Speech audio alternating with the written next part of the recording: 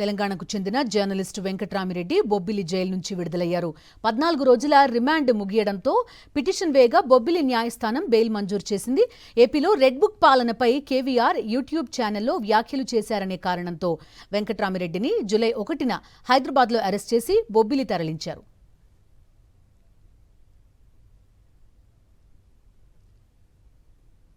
తెలంగాణకు చెందిన journalist Venkatramireddy Bobbili jail నుంచి విడుదలయ్యారు.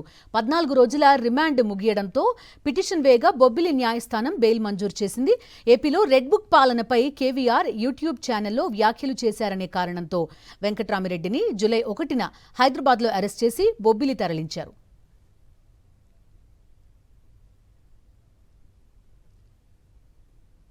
తెలంగాణకు చెందిన జర్నలిస్టు వెంకట్రామిరెడ్డి బొబ్బిలి జైలు నుంచి విడుదలయ్యారు. 14 రోజుల రిమాండ్ ముగియడంతో పిటిషన్ వేగా బొబ్బిలి న్యాయస్థానం బెయిల్ మంజూరు చేసింది.